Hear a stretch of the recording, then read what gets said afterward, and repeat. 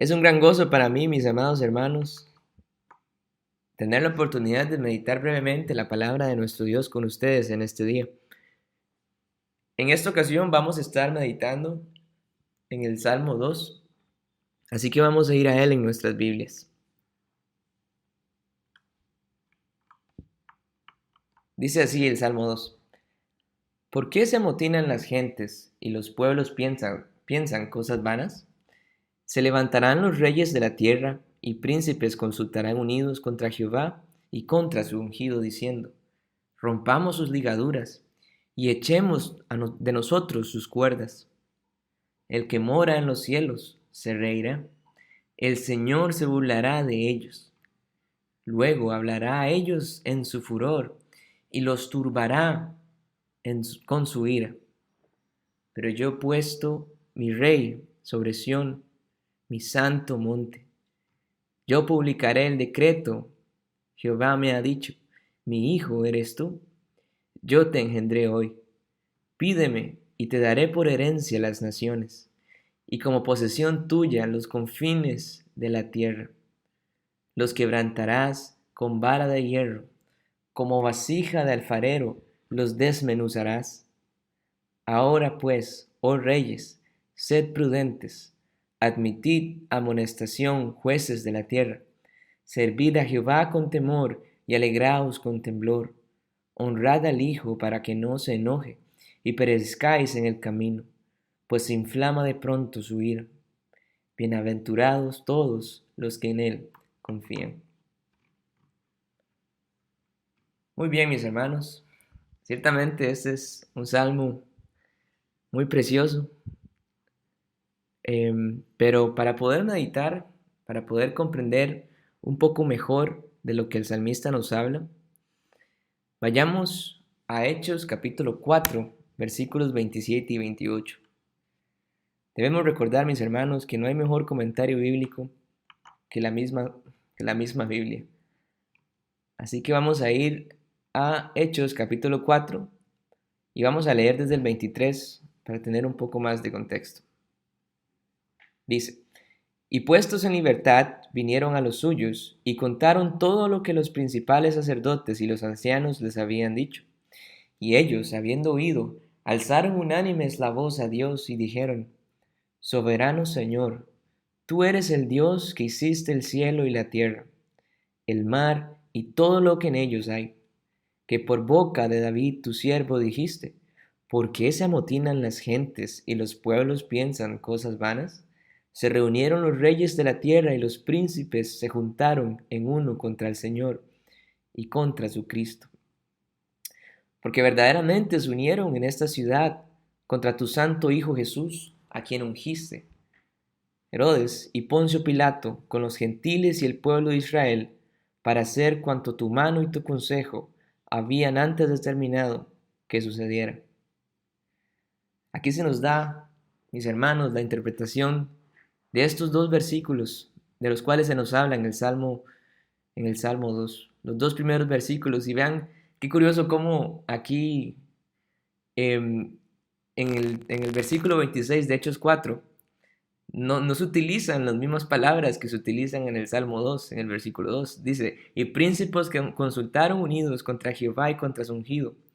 En este capítulo, en este versículo, de hecho, vemos que dice: se reunieron los reyes de la tierra y los principales se juntaron en uno. Y dice: contra el Señor y contra su Cristo. Dejemos esto ahí y prestemos especial atención. En estos primeros 3 versículos tenemos una descripción clara del odio de la naturaleza humana contra el Cristo, contra nuestro Señor. Vemos cómo en este caso Herodes y Pilato, con los gentiles y el pueblo de Israel, se levantaron contra nuestro Salvador. De hecho, si vamos más atrás, en este mismo capítulo de Hechos, vemos a Pedro y a Juan ante el concilio, donde Pedro, lleno del Espíritu Santo, les dice, y leo para ustedes, es del versículo 5 al 12 del capítulo 4: gobernantes del pueblo, ancianos de Israel, puesto que hoy se nos interroga acerca del beneficio hecho a un hombre enfermo, de qué manera éste haya sido sanado, sea notorio a todos vosotros y todo el pueblo de Israel, que en el nombre de Jesucristo de Nazaret, a quien vosotros crucificasteis y a quien Dios resucitó de los muertos, por él este hombre está en vuestra presencia sano. Este Jesús es la piedra reprobada por vosotros los edificadores, la cual ha venido a ser cabeza del ángulo. Fueron los gobernantes y los ancianos de Israel quienes crucificaron a Cristo. Ahora, no fueron solo los reyes y las personas de ese tiempo que se levantaron contra él. Hoy en día tenemos exactamente el mismo caso. Tal vez no físicamente como en aquellos tiempos, pero sí gobiernos, líderes, reyes y personas se oponen a Cristo y a Dios, al no reconocerle a nuestro Señor como Rey y Señor de todas las cosas. Muchos tal vez de una manera no tan evidente, pero otros evidencian la oposición que tienen contra Dios. No desean tener nada que ver con Dios, desechan su ley, desechan su deidad y poder, ponen leyes contrarias a las de Dios, llaman a lo bueno malo llaman a lo malo bueno y a lo bueno malo.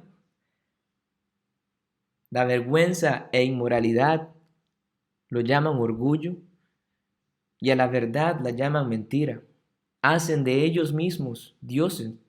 Usan la potestad que les ha sido dada por Dios para oponerse a Él y a su reino. Este es un caso muy triste. Desechan a Cristo públicamente y no solamente lo desechan, sino que lo hacen con orgullo. Mis hermanos, podemos entenderlo de esta manera. No son personas, es un reino, el reino de este mundo, el reino de Satanás, que se opone al reino de Dios, al reino de Cristo.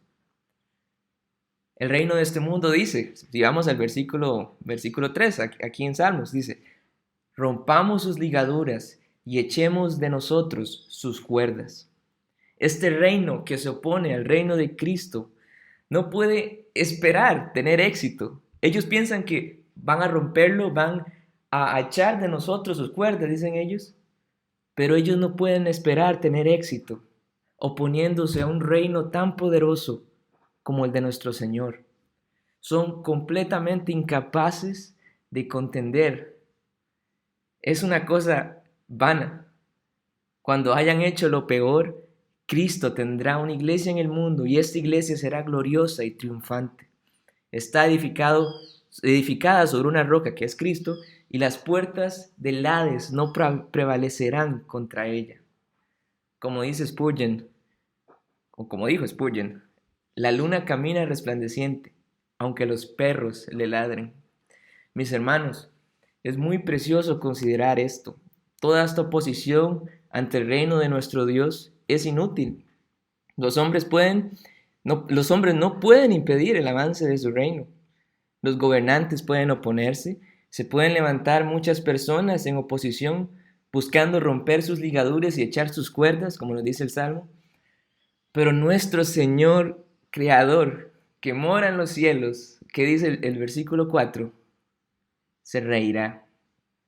Se reirá.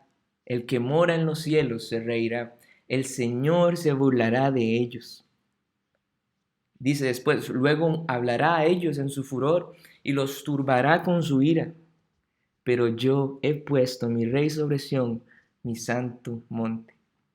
Muchos reyes mueren, otros son destronados, pero nosotros, mis hermanos, en este reino tenemos un rey que reina eternamente, un rey que no puede ser destronado, y esto es preciosísimo de considerar. Todos estos que se oponen y buscan derrocar al rey del reino de Cristo serán tumbados con su ira, nos dice el versículo del 5 al 6.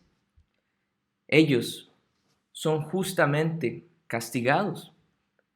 Este Dios que los creó, así como una palabra los hizo a estas personas que buscan derrocarle, una palabra puede deshacerles de nuevo. Así como los hizo con una palabra, con solo una palabra, este Dios puede deshacerles ¿Quién conoce el poder de su ira? Así como Cristo triunfó en la cruz, ciertamente han sido derrotados y todos sus consejos se vuelven de cabeza. Y ahora en el en el versículo 6, nos dice, pero yo he puesto mi rey sobre Sión, mi santo monte. David ascendió al trono y llegó a ser señor de la fortaleza de Sión, a pesar de la gran perturbación, que le causaron todos los descontentos de su reino, las afrentas que él recibió de Sión, que se burlaban de él con sus soldados. El Señor Jesús, nuestro Rey, es exaltado a la diestra del Padre. Tiene todo poder tanto en el cielo como en la tierra y es cabeza de todas las cosas para la iglesia. A pesar de los incansables esfuerzos de sus enemigos para impedir su avance, esto no puede ocurrir. No pueden impedir que este reino de nuestro Señor avance. Jesucristo es Rey y está investido por aquel que es la fuente del poder, con la dignidad y autoridad de un príncipe soberano en el reino tanto de la providencia como de la gracia.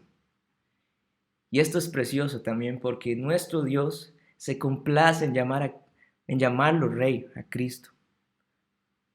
Porque, mis hermanos, él mismo ha sido quien lo ha designado y le ha confiado la administración exclusiva del gobierno y del juicio.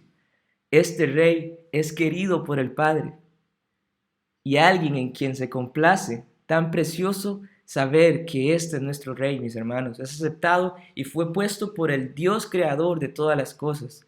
Cristo no tomó para sí este honor de ser Rey. Y aquí vemos un gran contraste porque entre los reyes de este mundo y los gobernantes, ellos se jactan de su poder, de un poder otorgado, pero no es así con nuestro Señor. Está sentado sobre Sión, dice el versículo también, el monte de la santidad de Dios, tipo de la iglesia, pues sobre ella se edificó el templo, por cuya causa todo el monte fue llamado santo. El trono de nuestro Señor, el trono de Cristo, está establecido en su iglesia, es decir, en los corazones de todos los creyentes y en las sociedades que forman.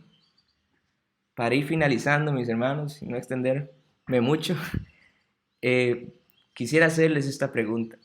¿Acaso Herodes y Poncio Pilato con los gentiles y el pueblo de Israel, acaso aquellos que le crucificaron impidieron que Cristo triunfara sobre el reino de este mundo, sobre el reino del maligno?